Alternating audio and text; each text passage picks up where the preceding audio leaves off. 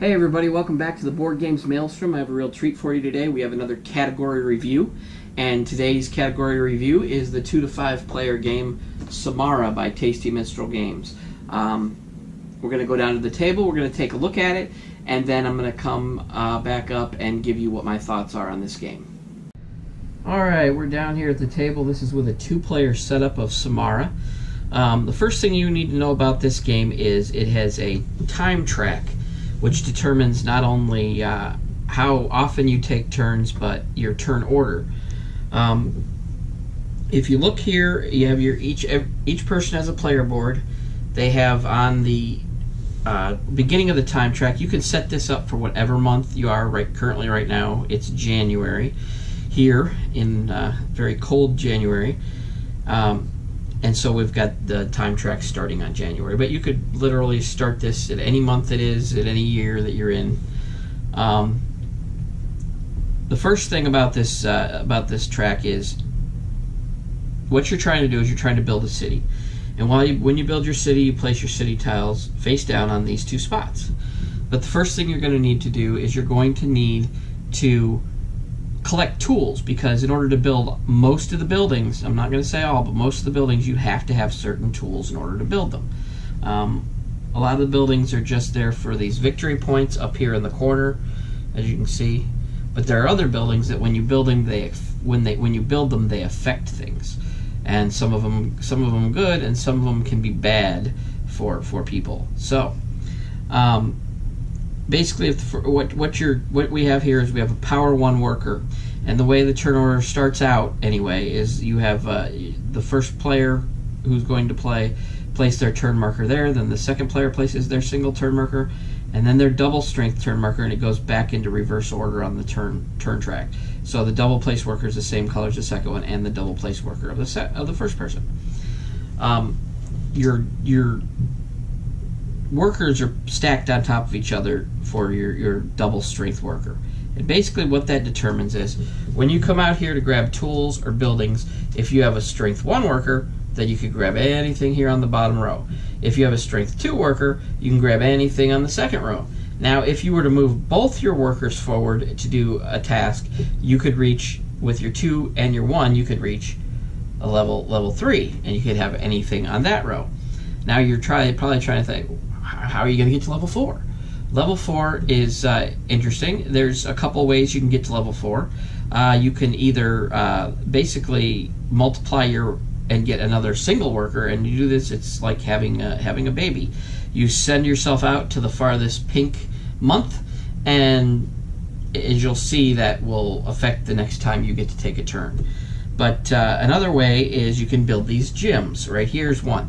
You need a trowel and one of the glass tools to build the gym, and when you build it, you get to increase the strength of one of your workers, and that means you're going to take one of your extra worker pieces off your board, and you're going to make it so that this 2 worker could now be a 3 strength worker, and therefore, you know, with a 3 strength and the 1 strength, you can get to the highest row.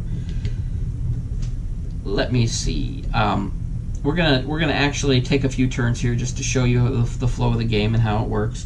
As you collect your tools, you'll put them here. There are 6 tools each person can collect, and each person will have enough tools so that they can have all the tools out on the board.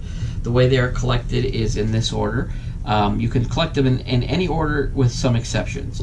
The yellow ones here are saws. You need 2 of them to fill out your quota, and you can take any of them in any order depending on if you have the strength and the workers to get to them.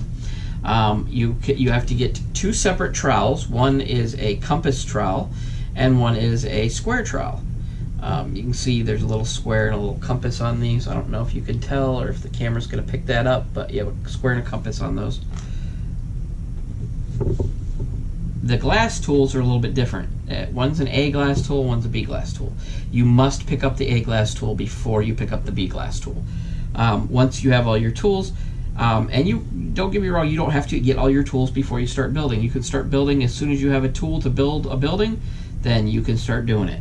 So basically the way the turns work, let's just say this one might decide to come up here to April and grab the and then the green player might say, oh man, the only thing I can get up here is come up here and get this compass trowel.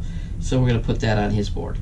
Now, the double strength worker, there's a couple things he can do. If he wants to go out there and get something all at once, what he can do is he can do what's called taking a vacation. What he'll do is he'll jump up here with the other workers. If there's something he can do, there's something he can do, but if he can't, he'll stay here, and you'll see the board will move. He can come out here and take his other saw. The red player, sorry, that was on the wrong one. And then that was the green players, sorry. And the red player might want to come up to here and take his saw. So now the red player has 2 saws, and the green player has a trowel, compass, and a saw. Now, what happens next is the year starts to move until you hit April as now. Once April comes up as now, then you can choose to use all 3 of your workers to come up here and grab this A glass tool. Now you've got a 3 strength, and you would bring that back here and put it on your thing. Then the month would move until it was here. And this would just keep going like that until everybody gets, and once this comes off the board, you can come up and put it up here, and there's your time track again all the way up through April. It's like a revolving, just like the year goes, it's like a revolving time track. And it goes back and forth. It determines the turn order, because say if this person came up here for this one, and then this person decided to come up here, and then this person, came here, and this person came here, then obviously when it got down to this is now, the green player would get to go first, and the red player would get to go second. And over here, the red player would get to go first, and the green player would get to go second. That's how that works. Basically, you take turns going back and forth, collecting tools, building buildings, and at the end of the game, you add up all your victory points, which are these little things in the purple balloons all around on the top right corner. Examples of things that can help you when you build them, like the university here, allows you to switch out any tool for any other tool if you build this building. And you would not place that, of course, face down, but you would put it next so that it reminded you. You can build the bridge here. The bridge allows you to build something, but 1 month faster than someone else. So you would basically go into this row and choose something, but your worker would stop on this row. So you would basically go. Now, if you do things where you're going way out into the future to get things, like say I come way up there to get something, then this person chooses to go here and here, then this person's going to get to take 2 turns before you get to take another one. And say you wanted a baby and you want to come way out here and you wanted to get another worker onto the scene. You did that, then it's gonna be a long time before you get to go again. You have to balance this along with the points that are out there and what you need to play the game. I've played it with my wife. I've played it with my kids, and everybody seems to enjoy it. They catch on really quick. It seems like a complicated game at first, but it's not. You're getting a lot of game in a small box. You're getting a big game in a small box, basically. I recommend this highly. This is a good filler game. It takes about 40 minutes to play. It's something that you can enjoy on family night. All the kids will be able to pick up on it real quickly. It's very fun. It's a new mechanic for me. I've never played a game with a time track before. So this was interesting for me to discover. But if this is the type of game that you think you'd like, this goes up to 5 players.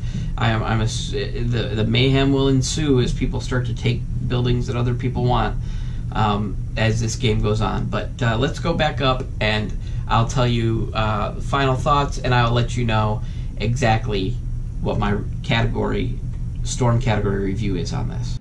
Hey, we're back up here at the table, up off the table, and I just want you to know you've gotten to see a little bit about what this game is all about. We're going to go ahead and give it a category 3 out of 5. The only reason I would give it less than a 4 or a 5 would be because it's kind of simplistic, but it's simplistic in a good way. But there needs to be a little bit more of a challenge there. It's kind of like a back and forth, and not much breaks it up. But overall, a storm category review of 3 out of 5 for Samara by Tasty Minstrel Games, designed by Corne van Moorsel. I'm sure I just butchered your name, sir, and I apologize for that. But until next time, Thanks for stopping by.